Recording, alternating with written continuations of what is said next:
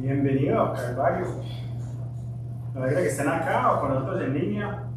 Un placer tenerlos por acá y espero que celebraron el Día de Independencia esta semana, disfrutaron con la familia.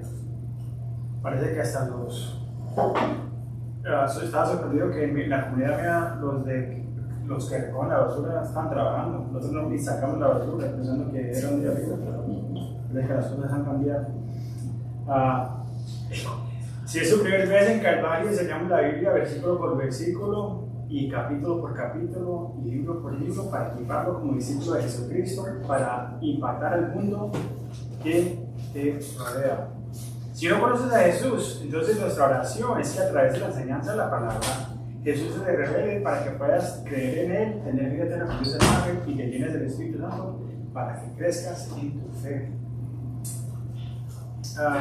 El único anuncio que tengo esta semana es que si estás en los Estados Unidos, no sé si han salido en los otros países todavía, y aún en muchos de los teatros en los Estados Unidos no ha salido, hay una película que salió que se llama El silencio de la libertad, el sonido de la libertad, Sound of Freedom, ese es el nombre de la película, y lo recomiendo que la vayan y la vean. Habla sobre el tráfico de humanos y de niños sexual, el tráfico sexual de niños, y es basada en Colombia y en Honduras, y los consumidores son muchos americanos. Pero eso es un pecado que está a través de todo el mundo. Entonces, si no la conocen, les recomiendo que la vayan y la apoyen para que aprendan lo que está pasando en el mundo alrededor de nosotros en estos tiempos tan oscuros que vivimos. Ese es el anuncio que tengo. Y nuestra promesa del libro 129 de promesas de Dios viene a nosotros ahí de Isaías 44:3, que dice: porque yo derramaré agua sobre el sequedal y ríos sobre la tierra árida. Mi espíritu derrama sobre tu generación y mi bendición sobre tus renuevos. En el Evangelio de Juan, Jesús dijo que el que crea en mí nunca tendrá sed. Si tienes sed, deshidratación y sequedad, ven a la fuente de agua viva y Él te desobrará a ti y a tus descendientes con su espíritu. Señor, nuestra nación está secándose como un desierto. Oremos por arrepentimiento, avivamiento y un derramamiento fresco y desobrante de tu espíritu a través de nuestra tierra. Hágase tu voluntad y comienza con nosotros, Señor. Oremos antes de entrar a nuestro estudio en Mateo capítulo 3. Padre, has escuchado, y esa es nuestra oración, Señor, que caiga tu espíritu sobre nuestra nación, sobre nuestro estado, sobre nuestra ciudad, sobre nuestra comunidad. Pero empieza con nosotros, Padre. Ayúdanos a ser más como ti y menos como nosotros, Señor. Ayúdanos para repartir las buenas nuevas, el Evangelio, las buenas noticias que tú viniste y que la gente no tiene que morirse en su pecado.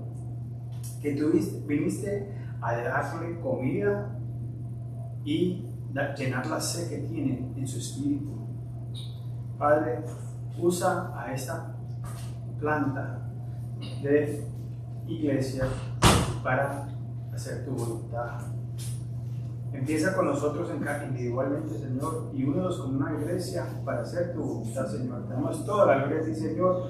Oramos y pedimos de tu espíritu, Señor.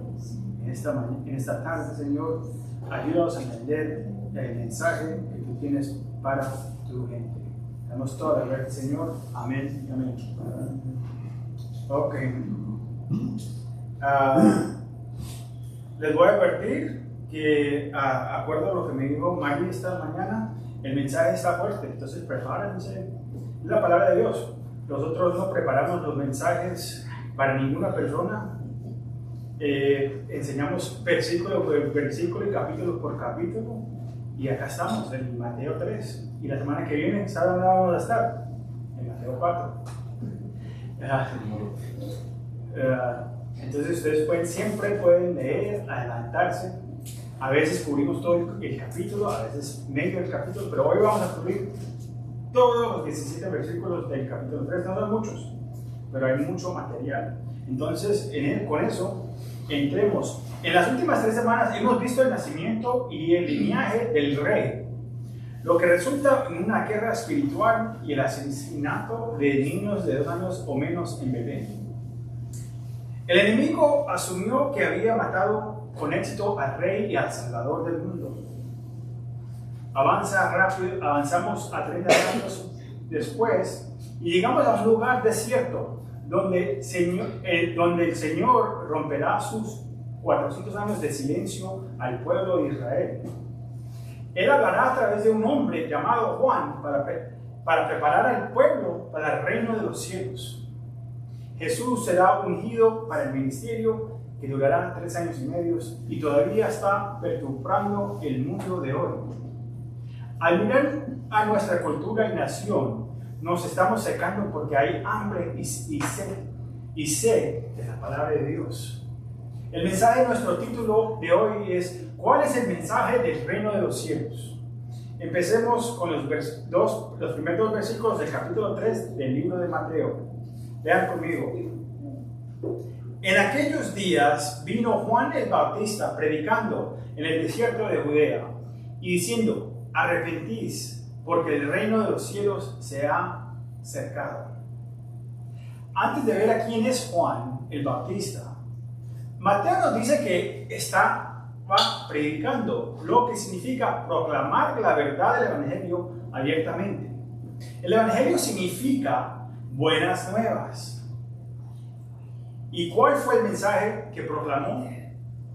La primera palabra del Evangelio es arrepentirse, porque el reino de los cielos está cerca. La palabra arrepentirse es metanoia en griego, que significa cambiar de opinión. Arrepentirse significa que cambiemos de opinión y cambiemos en la dirección en la cual nos dirigíamos antes. ¿Sobre qué estamos cambiando de opinión? Del pecado.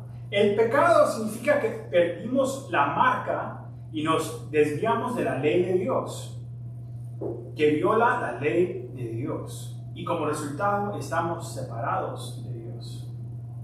El arrepentimiento es más que sentirse lástima o remordimiento por sus pecados. Es tomar medidas para cambiar de opinión sobre el pecado y volverse ir hacia Jesús para recibir el regalo de la salvación que viene por la gracia de Dios.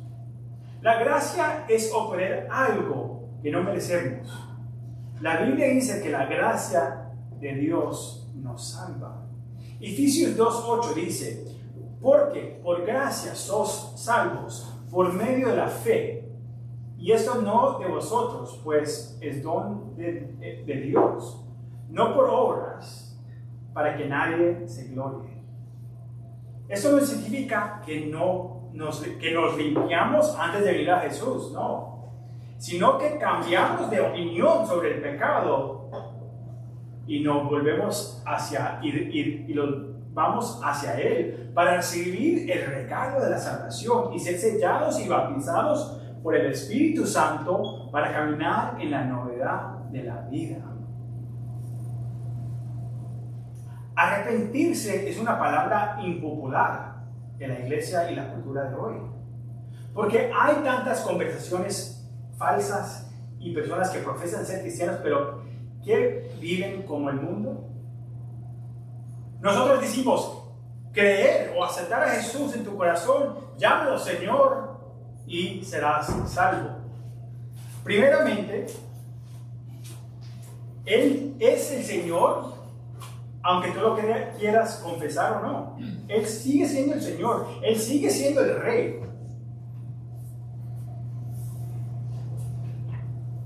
Y no solamente aceptarlo, el corazón, sino recibir lo que ha hecho.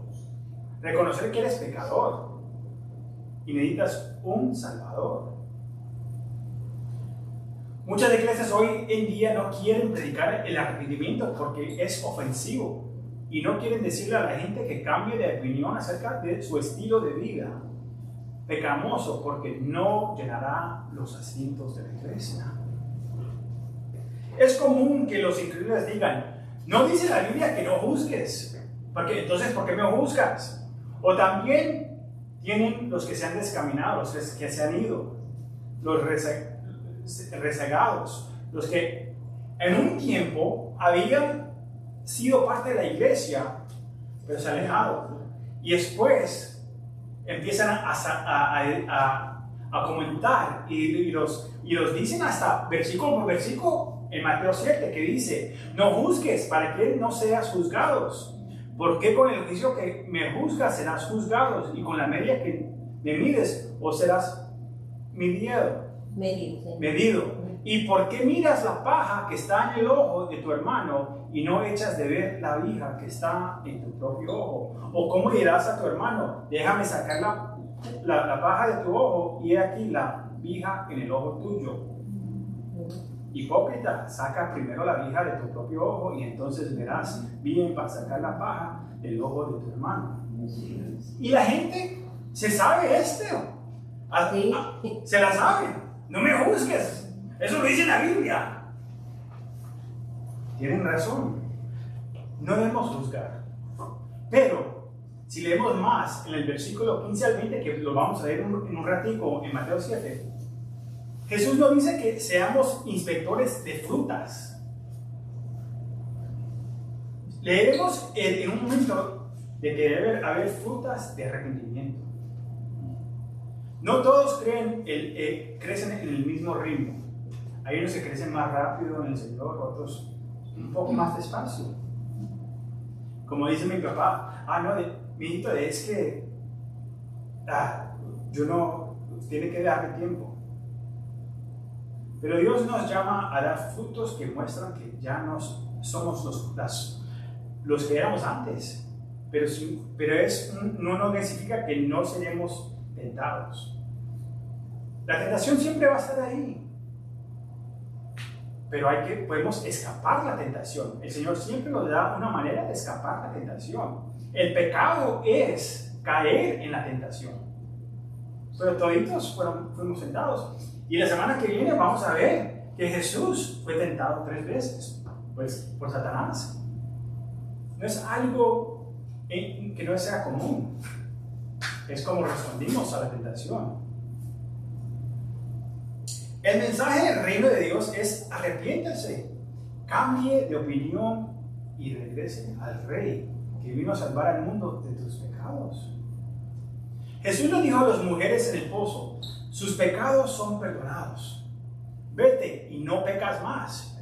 No le dijo: tus pecados son perdonados y siguen haciendo lo que estás haciendo. No, le dice que se arrepienta y que no sigan su pecado. Le dijo a la mujer que la encontraron en el adulterio: ¿dónde están tus acusadores? No están acá. Vaya y no peques más. Vemos la transformación en las vidas de muchas personas que tuvieron un encuentro con Jesús. Pablo, que era religioso, tan religioso que mataba a los cristianos, como leímos en el libro de Hechos. ¿Y qué? Y los transformó. A María Magdalena, a Mateo, a Zaqueo, otro recaudador de impuestos que le robaba a otros y se arrepintió, y después le arregló las cosas al pagar a aquellos quien le había robado con interés. Si usted piensa que Dios no lo puede salvar, Dios puede salvar a cualquier persona, no importa lo que hayas cometido. Aún es difícil también decir, aún a uno de estos niños, estos hombres o mujeres también que vimos en la película, que son aún mujeres, también se mantienen en eso, que se llevan a los niños, los violan, los venden. Aún Dios puede perdonar a alguien así. Increíble.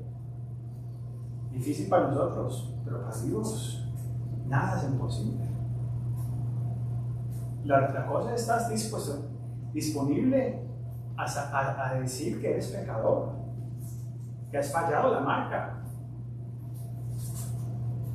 Y si puedes hacer eso, entonces decir, yo no puedo limpiarme, pero yo sé que puedo venir al Rey que me puede limpiar, a él, con su sangre que derramó la cruz por mí.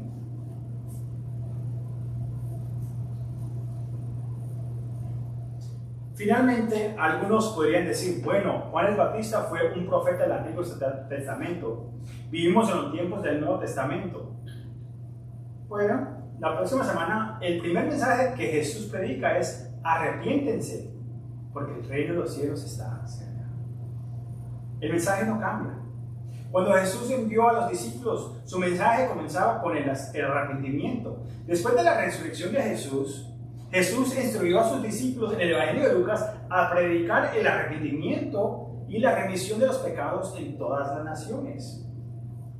Pedro y Pablo comenzaron su ministerio enseñando del arrepentimiento de los pecados y regresando a Dios. El problema de la iglesia hoy es que comienza bien, pero muchos se alejan de los fundamentos del Evangelio porque quieren encajar en lugar de destacar.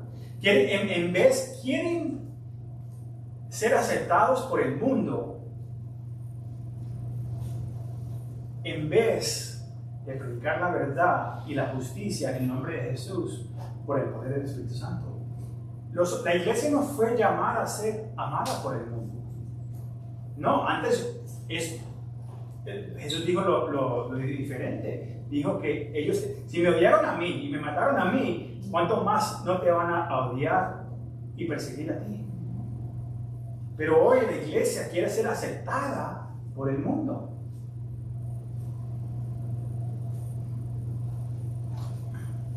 Una pregunta para ustedes. Me gusta hacer preguntas. Y voy a hacer unas cuantas preguntas hoy para que se examinen. ¿Te has arrepentido de tus pecados? ¿Y has regresado a Dios? Ido a Jesús.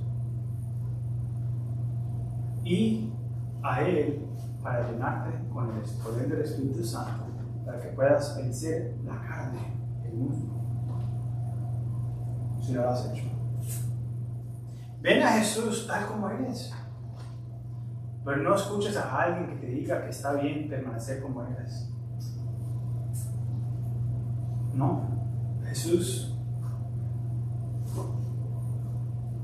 no quiere que vengas a Él y que quedes en tu pecado, no. Deja esa vida atrás y síguelo a Él. Y poco por poco. Pero no hagas excusas que Dios te hizo de esta cierta manera, ¿no? La Biblia es muy clara sobre el pecado, sobre lo bien y el mal, sobre qué es un hombre, qué es una mujer, qué es adulterio, sobre el matrimonio. La palabra de Dios es clara. Leamos el versículo 3 y 4 de Mateo 3. Dice: pues este es aquel de quien habló el profeta Isaías cuando dijo: voz de que clama en el desierto, prepara el camino del Señor, endereza sus sendas. Y Juan estaba vestido de pelo de camello y tenía una cinta de cuero alrededor de sus lomas, y su comida era langostas y miel silvestre. ¿Quién es Juan el Bautista? Disculpe, Lucas primero nos da los detalles. Era el bebé milagroso de una pareja de ancianos. Ya eran viejitos. Zacarías, un sacerdote del templo, y Elizabeth, la prima de María. Cuando María estaba embarazada con Jesús y los visitó, Juan saltó en el vientre de Elizabeth y ella fue llena del Espíritu Santo. En Lucas 1, 13 al 17 nos dice esto: pero el ángel le dijo a Zacarías: no temas, porque tu oración ha sido oída, y tu mujer Elizabeth te dará a luz un hijo, y llamará su nombre Juan, y tendrás gozo y alegría, y muchos se regocijarán de su nacimiento, porque será grande delante de Dios. no beberá vino ni sidrará, y será lleno del Espíritu Santo, aún desde el vientre de su madre. Y hará que muchos de los hijos de Israel se conviertan al Señor Dios de ellos. Y irá delante de él con el espíritu y el poder de Elías, para hacer volver los corazones de los padres a los hijos, y de los rebeldes a la prudencia de los justos, para preparar al Señor un pueblo bien dispuesto. Juan fue un tipo y precursor que vino en el espíritu de Elías, quien también llamó a la gente a arrepentirse y volverse al Señor en el Nuevo Testamento. Malaquías 4, 5, 6 dice: He aquí, yo os envío el profeta Elías, antes que venga el día de Jehová, grande y terrible. Él hará volver el corazón de los padres hacia los hijos, y el corazón de los hijos hacia los padres, no sea que yo venga y hiere la tierra con maldición. Cuando Elías venga en la gran tribulación, primero vamos a ver Elías más tarde en la montaña de transfiguración, y veremos el espíritu de Elías y veremos el espíritu de Moisés. Pero en los tiempos finales van a haber dos testigos, y uno de ellos será Elías, que vendrá en ese tiempo. Pero acá Juan viene en el espíritu de Elías, uno que prepara el camino para el Señor. Recuerden que el Señor viene dos veces. Vino primero como el sirviente, y después viene como juzgador, el juez. Cuando Elías venga, él será uno de los dos testigos durante la gran tribulación. Todos los evangelios registran el pasaje de Isaías 43, cuando se refieren a Juan el Bautista, quien vino en el espíritu de Elías para preparar a la gente y sus corazones para el Señor. Emmanuel, Dios con nosotros. Jesús, el Señor, es la salvación. Estudiamos eso las últimas par de semanas. La imagen acá, mire, esta es la imagen de Juan y Jesús. Juan viene en el espíritu de Elías, y imagina que es uno de un equipo de construcción que va delante del rey, preparando el camino y proclamando que el rey viene. Prepárense, viene el rey. La primera venida del rey fue la de gracia, la próxima será de juicio. A pesar de venir del sacerdote, Juan rechazó la religiosidad y la hipocresía de su tiempo. Y cuando salió al desierto, se juntó al río Jordán, donde Israel pasó por primera vez a la tierra prometida. No estaba tratando de encajar, no estaba tratando de afiliarse con la cultura. No usaba ropa de moda, zapatillas geniales, o usar las redes sociales o las tácticas del marketing para llamar la atención sobre sí mismo y hacer crecer su ministerio. No. Se vistió como Elías, el profeta del Antiguo Testamento, y comía langostas y miel. En la década del 70 habría sido un hippie, y hoy sería un chico urbano en la esquina de la calle. En Mateo 11, Jesús llama a Juan el Bautista el profeta más grande del Antiguo Testamento, que había venido con las escrituras declarando el espíritu de Elías. Mateo 11:11 dice: De cierto os digo, entre los que nace de mujer no se ha levantado otro mayor que Juan el Bautista. Wow. Pero, mira este pero el más pequeño en el reino de los cielos mayor es que él siendo Juan el Bautista. ¿Cómo puede ser eso? Desde los días de Juan el Bautista hasta ahora, el reino de los cielos sufre violencia y los vientos lo arrebatan, porque todos los profetas y la ley profetizaron hasta Juan. Y si quieres recibirlo, él es el Elías que había de venir. Entonces ahí Jesús aún conforma que Juan vino en el espíritu de Elías. ¿Por qué Juan fue más grande que los otros profetas? Fue porque hizo milagros. Juan no hizo ningún milagro. porque sanó a cientos. No, tampoco, Juan no sanó a nadie. Porque echó fuera de demonios. No, tampoco.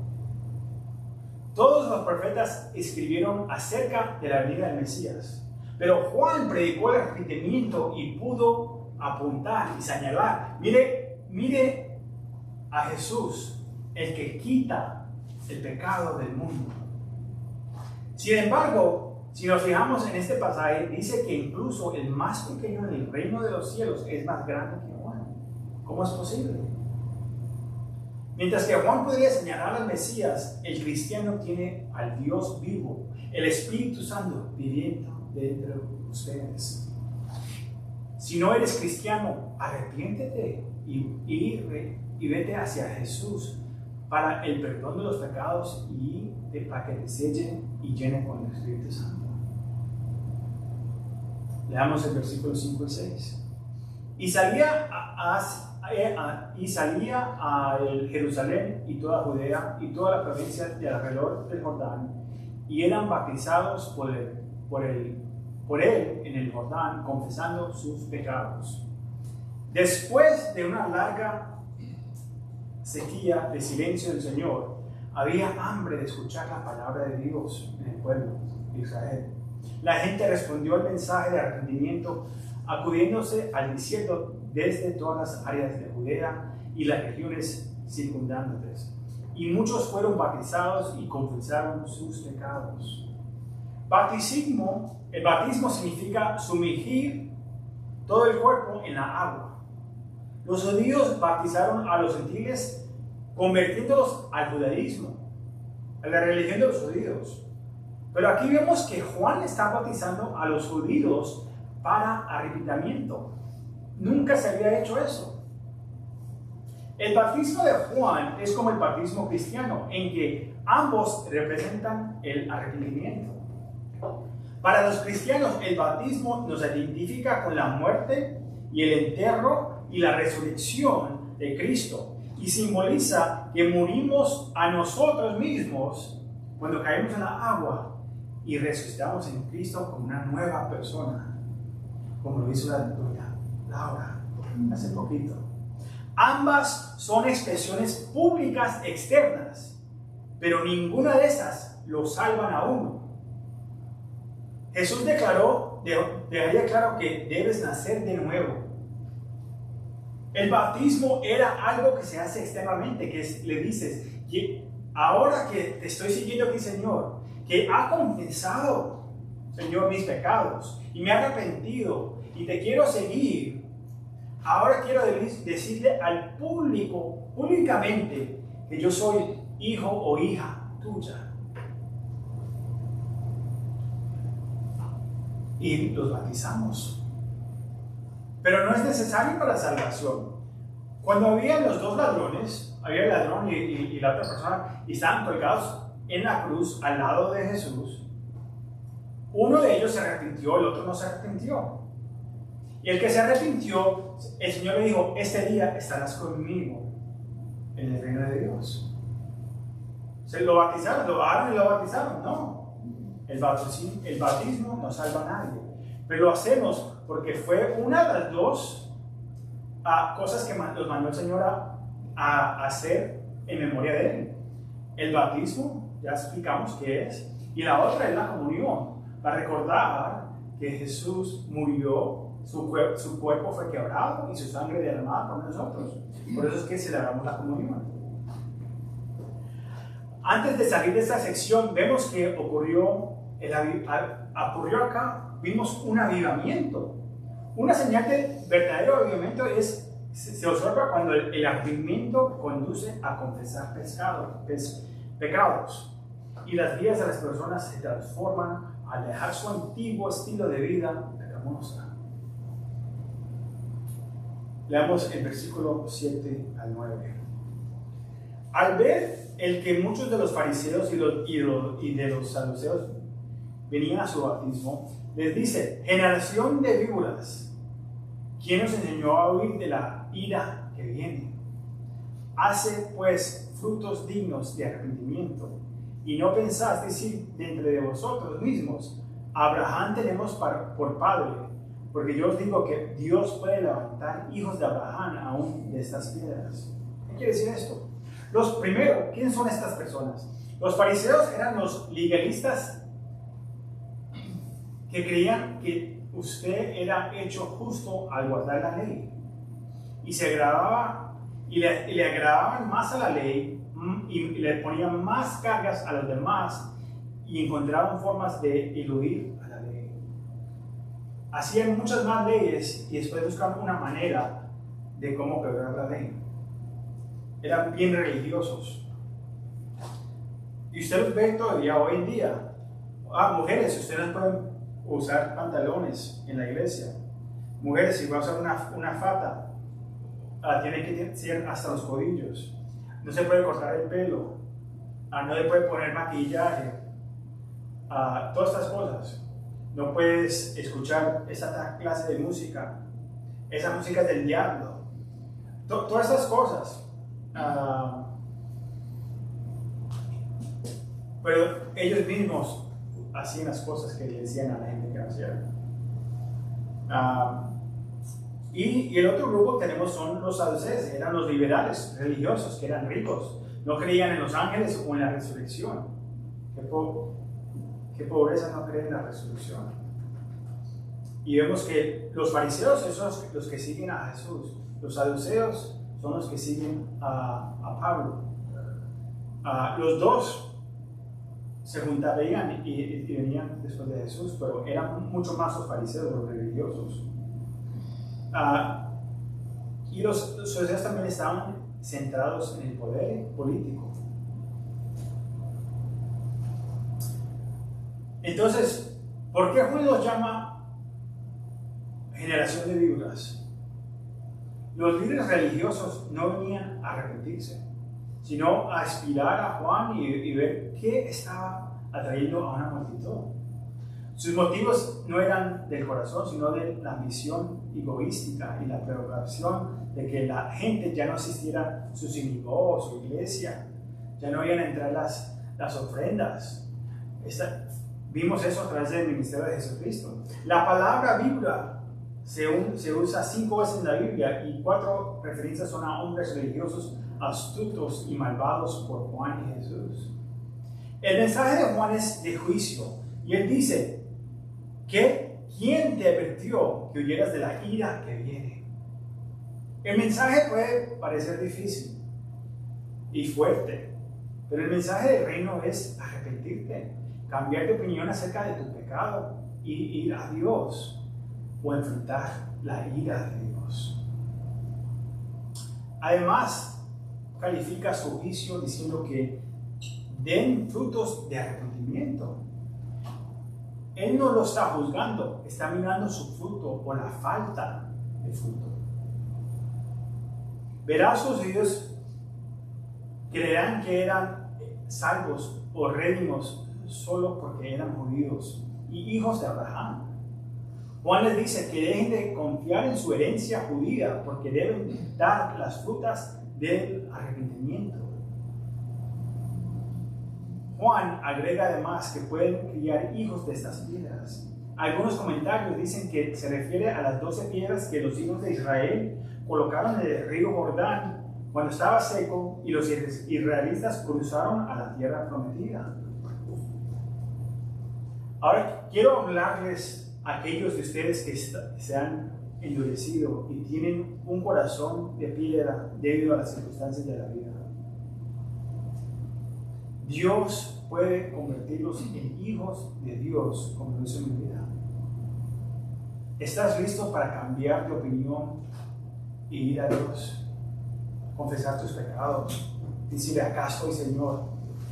Estoy harto de esta vida, no puedo más. Ha tratado todo lo que me ha dicho este mundo que haga y no puedo más. Aquí estoy con mi corazón disponible, Señor. El Señor escucha esa oración cuando la haces de verdad. Él escucha esa oración. Yo sé que escuchó la mía.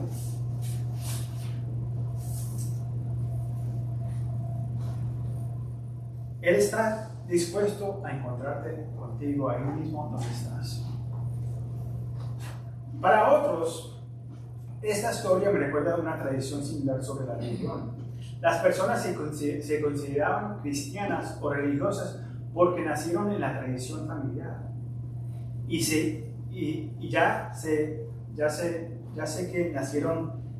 Ya sea que nacieron en una familia bautista, que es acá en Texas, todo el mundo es cristiano, porque todo el mundo es bautista. Y creen que porque son de Texas, son americanos, y sus padres eran de la iglesia bautista, entonces son cristianos.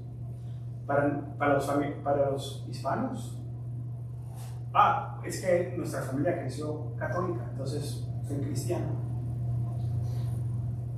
Pero recuerden que el Señor no tiene nietos.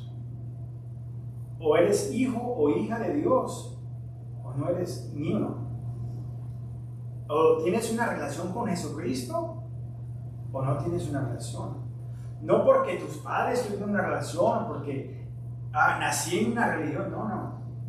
Si no has confesado tus pecados y has reconocido que eres pecador y has venido a los pies de Jesucristo y decirle, aquí estoy, entonces Él no lo conoces. Hablas con Él como le hablas a tus hijos, a tus hermanos, a tus hermanas. O nada más estás repitiendo cosas. Ahora, prédicas, rezas. ¿Cómo hablas con Dios? ¿Como un familiar? ¿O como un Dios lejoso?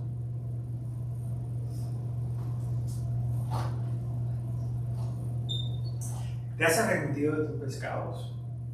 ¿Y has confiado en Jesús como tu Señor y Salvador? ¿O creerás que llegarás al reino de los cielos porque tus padres son creyentes? Veamos nuestra segunda sección de las Escrituras para ver lo que dice acerca de aquellos que no dan fruto. Ya se va a prender la candela. Versículos 10 al 12 dice: y ya también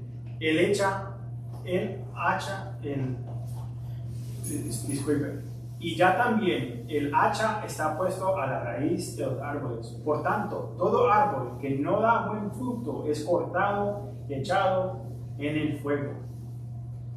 Yo, a la verdad, os bautizo en agua para arrepentimiento. Pero el que viene tras mí, cuyo calzado yo no soy digno de llevar, es más poderoso que yo. Él os bautizará en Espíritu Santo o fuego. Ahí dice y fuego. El Espíritu Santo y fuego. Su aventador está en su mano y limpiará su era y recogerá su trigo en el granero y quemará la paja en fuego que nunca se apagará. Ok, vamos a repasar lo que está diciendo acá. Al leer este pasaje vemos que Juan no se trata de llamar la atención sobre él mismo. Juan dice, él no está tratando de traer la atención a él, sino hacia Cristo. El pastor o la persona que se ponga en el púlpito y está tratando de vender su libro, traer atención sobre él, que lo sigan a él, está fallando en lo que nos ha enseñado la palabra de Dios y el ejemplo que nos ha dado Juan el Bautista. Él no está buscando ser seguido, pero está aquí para preparar un camino bautizando a las personas por agua para arrepentimiento. En el Evangelio de Juan dice que los judíos enviaron sacerdotes y levitas de Jerusalén para preguntarle, ¿eres tú el Mesías? ¿O eres él? Y él dice, no. ¿Y eres Elías? Él dice, no. ¿Y eres tú el profeta? El profeta es una referencia a Moisés. No. Él dice, ¿qué hay? Él dice que hay una venida más grande que ni siquiera puede llevar sus sandalias y viene a bautizar con Espíritu Santo y fuego. Algunos cristianos leen este pasaje y no reconocen que hay un bautismo del Espíritu Santo y hay un bautismo de fuego. El fuego siempre se refiere al juicio y la purificación a través del fuego.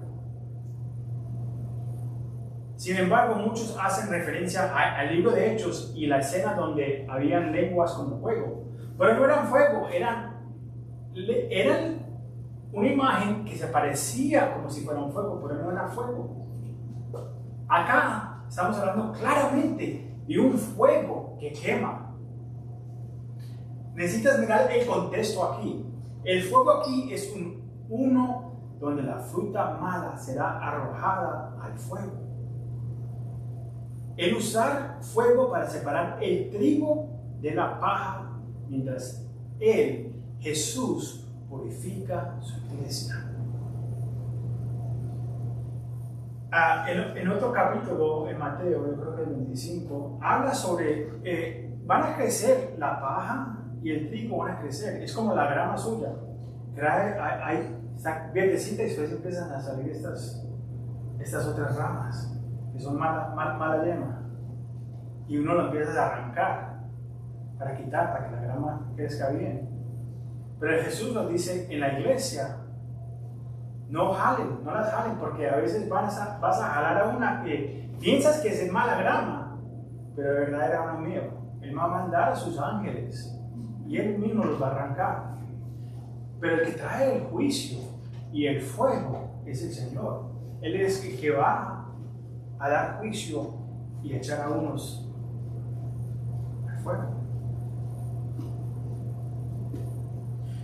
¿Por qué nos equivocamos, especialmente tanto en la iglesia hispana?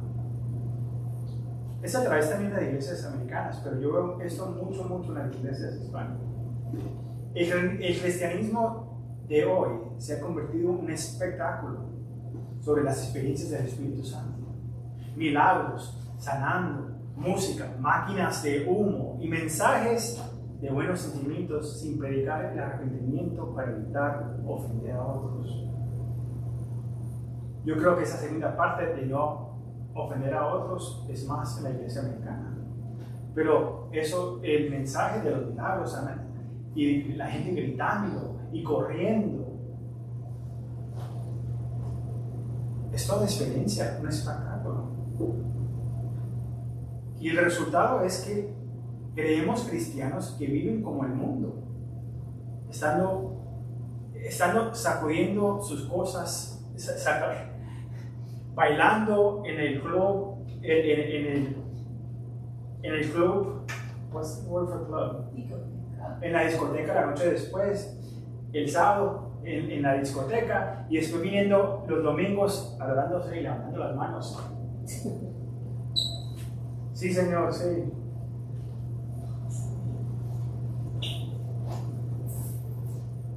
O salen de la iglesia y golpean y van a coger un paquete de 12 cervezas, compran el paquete de cervecitas después de la iglesia, van a su casa y golpean a su esposa, le hablan al marido o a la mujer muy fuerte, navegan el internet buscando de pornografía, atraen a niños, cometen adulterio, se ponen a chismosear, pues están llenos de falta de perdón y amargura. En lugar de ser llenos del Espíritu y caminar en el poder del Espíritu, llevando el fruto del Espíritu Santo. ¿Por qué? Porque creemos que si estamos haciendo milagros, hablando en lenguas, sanando y echando fuera demonios, entonces estamos caminando en el Espíritu. Gálatas 5:22 dice esto: mas el fruto del Espíritu es amor, gozo, paz, paciencia, benignidad, bondad, fe, mansedumbre, templanza. Contra tal cosas no hay ley. Eso está dando buenos frutos. Pero los malos frutos son arrojados al fuego. Algunos de ustedes dirán: pastor, eso es duro, un mensaje muy duro, muy difícil. Esas no son mis palabras, esas son las palabras de Jesús. Mírenlo, vamos a regresar, les prometí que iba a regresar a Mateo 7, 15-20 dice esto: Jesús dice que seamos inspectores de frutas, guardar de los falsos profetas que vienen a vosotros con vestidos de ovejas, pero por dentro son lobos rapaces. Por sus frutos los conocerás. Entonces, si los voy a reconocer por sus frutos, entonces tengo que inspectar los frutos. ¿Sí o no? ¿Me siguen? Amén.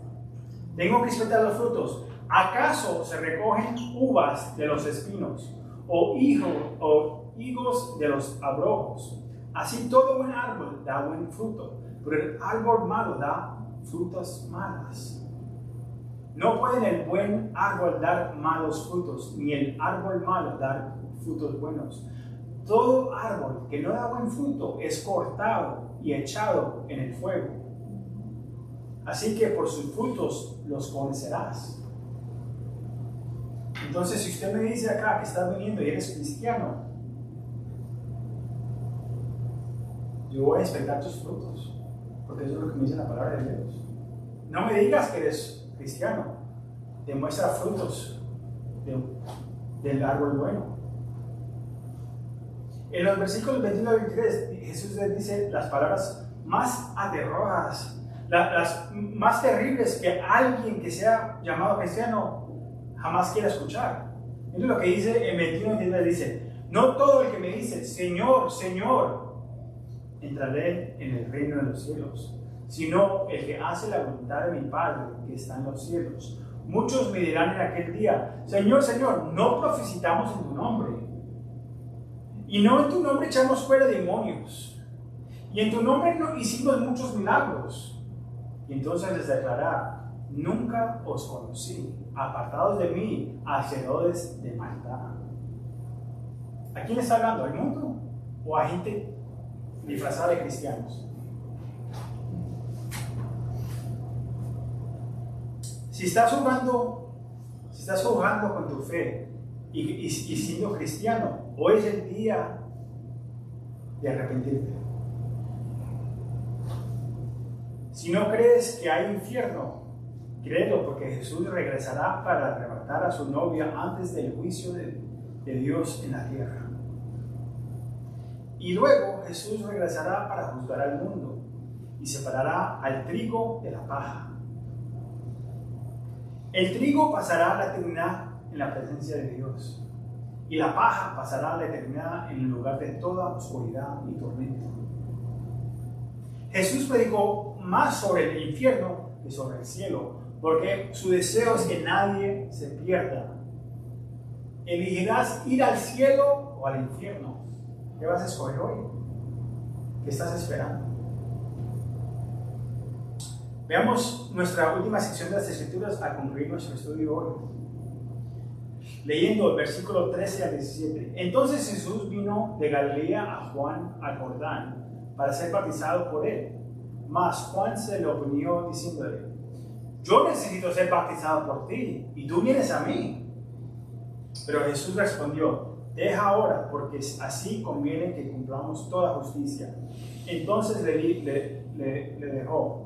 Y Jesús, después que fue bautizado, subió luego del agua, y he aquí los cielos le fueron abiertos, y vio al Espíritu de Dios que descendía con paloma y vino sobre él.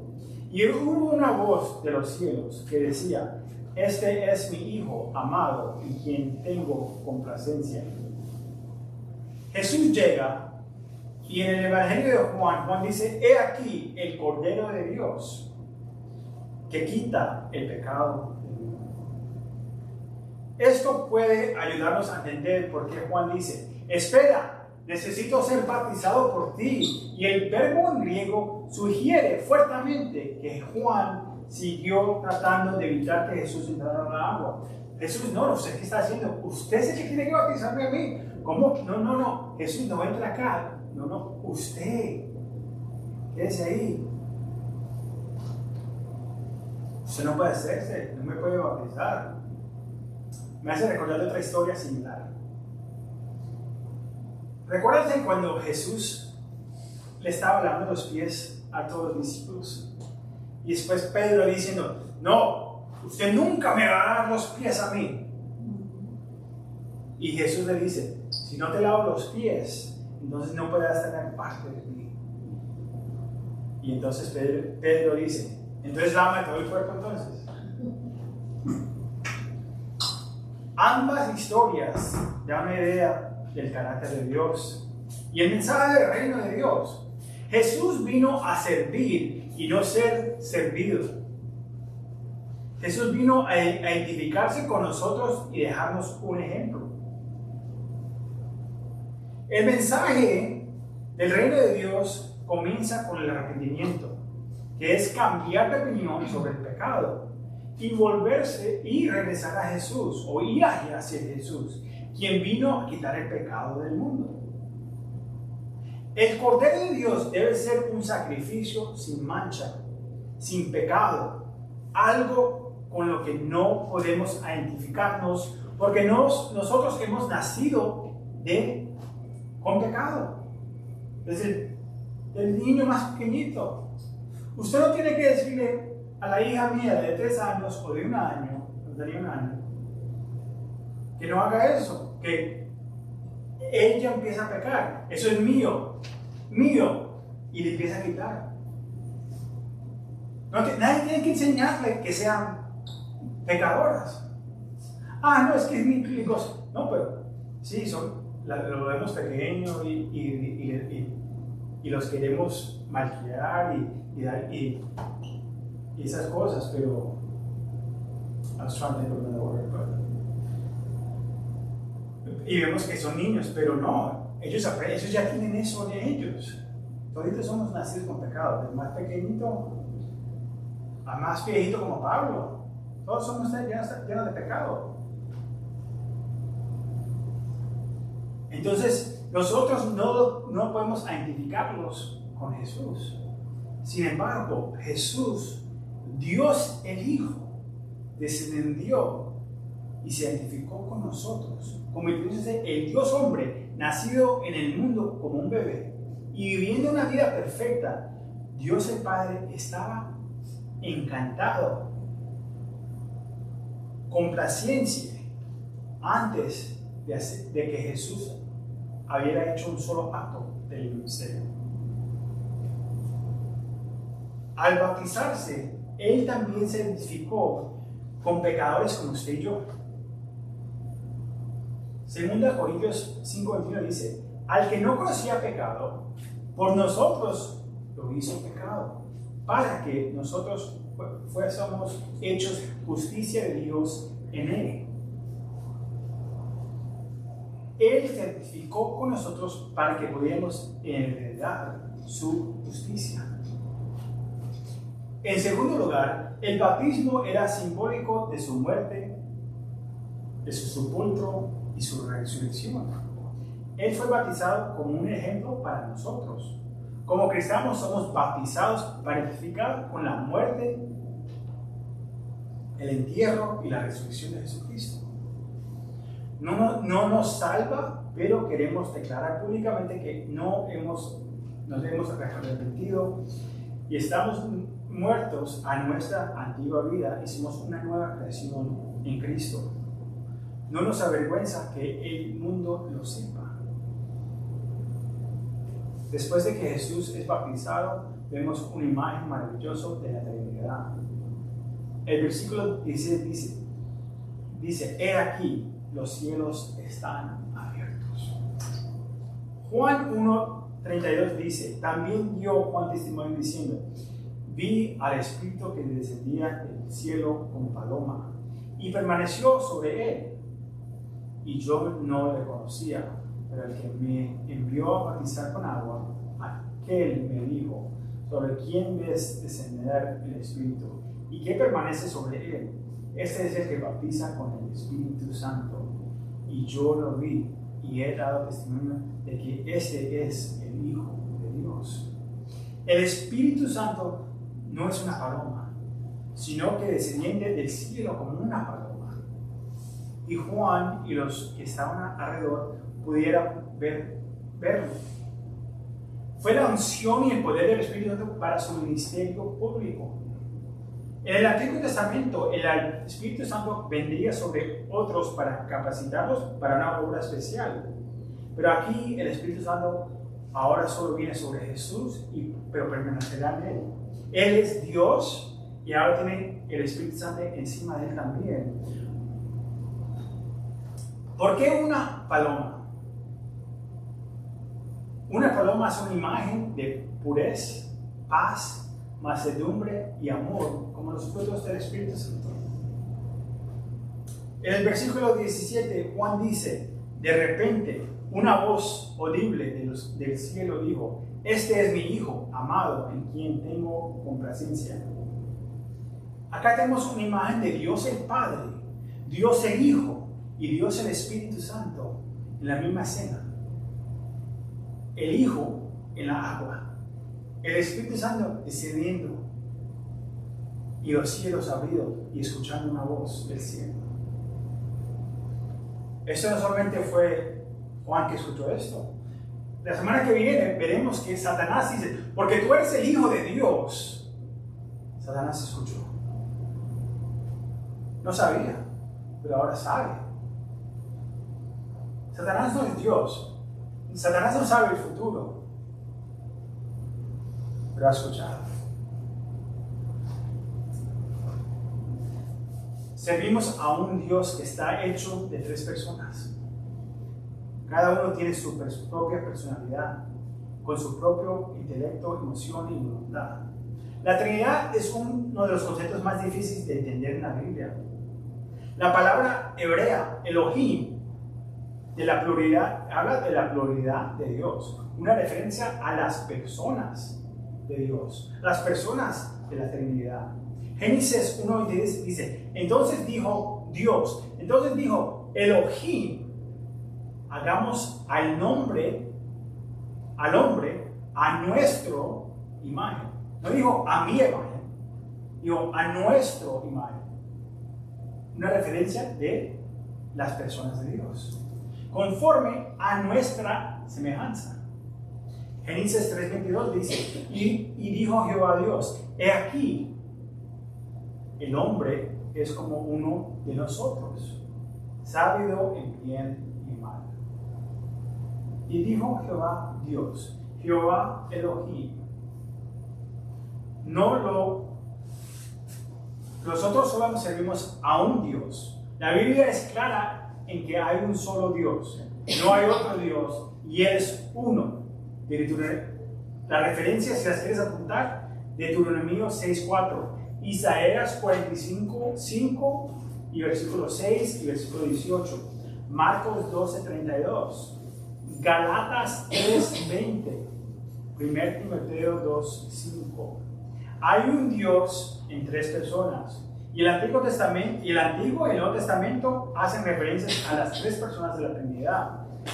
Si bien el concepto, yo sé, el concepto es un poco complejo, pero sí, y no hay buenas felicitaciones. El Dios que creó y identificó con nosotros de manera única, nos creó a la imagen de Dios. En esta escena vemos a las 3 personas de la Trinidad a la misma vez. A medida que terminamos, ¿qué más podemos deducir de esta escena? Ya vamos a terminar. Jesús entra en escena y afuera del nacimiento, la visita de los magos y su visita al templo cuando tenía 12 años, no escuchamos más sobre la vida de Jesús. Pero sin embargo, Dios Padre dice: este es mi Hijo amado en quien tengo complacencia. ¿Qué ha hecho? ¿Qué ha hecho en este momento? Si tienes una Biblia católica, te va a decir que con un pajarito y otras cositas, pero no, la palabra de Dios no habla sobre eso. No ha hecho nada, pero hasta este momento Dios dice que tengo complacencia en mi Hijo. Hay una palabra ahí para nosotros. ¿Qué sabemos de Jesús? Que él iba a la sinagoga, que iba a la iglesia judía los sábados. Era carpintero como su padre adoptivo. y vivía a servir su familia. Dios el Padre estaba encantado y complacido en él antes de comenzar el ministerio público o hacer milagros. Jesús una vez más se identifica con nosotros y nos da un ejemplo de que podemos agradar a Dios con la forma en que trabajemos, en que servimos a nuestras familias, si todo lo hacemos para el Señor. No tienes que servir en la iglesia para ser un sirviente del Señor. Tú puedes aplacer al Señor ahí donde estás, en tu trabajo, como trabajas y trabajas fuerte. Es un ejemplo de Dios para que la gente te imiten a ti y trabajen como ti porque ves que trabajan fuerte. Que hagan oportunidades de la gente, que reconozcas que hay algo diferente de ti. A menudo nos vemos atrapados en tratar de complacer al hombre y a nuestro hijo pensando que el ministerio solo ocurre en la iglesia. Y nos vemos atrapados en tratar de subir alguna escalera ministerial. Recuérdense que Jesús vino a servir y no a ser servido. Demasiados líderes de iglesias están tratando de ser influentes y ganar seguidores después de sí mismos en lugar de servir como Jesús. Los judíos esperaban al rey gobernante y al Mesías, que derrocaría a Roma, pero no perdería no estaban esperando al sirviente sufriente. Isaías 42 nos da una imagen. He aquí mi siervo, yo lo sosteneré, y mi escogido, en quien mi alma tiene contentamiento. He puesto sobre él mi espíritu. Él traerá justicia a las naciones. No gritará, ni alzará su voz, como lo hacen de los púlpitos. No, ni la hará en las calles. No quebrará la caña cascada, ni apagará el pabilo que humeará, pero en medio de la verdad traerá justicia. El mensaje del reino de Dios es que Jesús se identificó con los pecadores, se convirtió en un ejemplo para seguir y murió en la cruz y resucitó. El Mesías sufriente interrumpió el imperio romano y todavía está perturbando el mundo al transformar una vida a la vez. Esa es la buena noticia del Evangelio. La primera palabra del Evangelio es arrepentirte, cambiar de tu opinión y ir a Jesús. ¿Estás listo para responder al llamado de Jesús, que tiene poder sobre el pecado y la muerte? O continuarás rechazando porque amas más a tu pecado, amas más al dinero, amas más la fornicación, amas más la pornografía, amas más el trago, amas más a tu novia, a tu novio, amas más a tu trabajo. ¿Por qué lo rechazas? Hoy es el día de arrepentimiento. Oremos. Padre, también muchas gracias, Señor, por este día. Gracias por tu palabra. Gracias que viniste, Señor. Que tú, Padre, bajaste del cielo para hacer un ejemplo. Dar un ejemplo a cómo caminar en este mundo, Señor. Pero no solamente eso, Señor. No solamente ser un buen maestro, sino eres el Señor, el Dios que bajó del cielo. Nació una mujer virgen, caminó en este mundo perfecto, murió y resucitó y vienes de nuevo. Te damos gracias por que nos has dado vida eterna, Señor. Padre, que cualquiera que hoy todavía no te conoce, que hoy sea el día de arrepentimiento de sus vidas, que hoy sea el día que se rindan de todo y diga, Señor, aquí estoy. Escucha sus oraciones, Señor. Encuéntrate con ellos ahí mismo, Señor. Te damos toda la gloria a ti, Señor. Amén. Amén. Amén.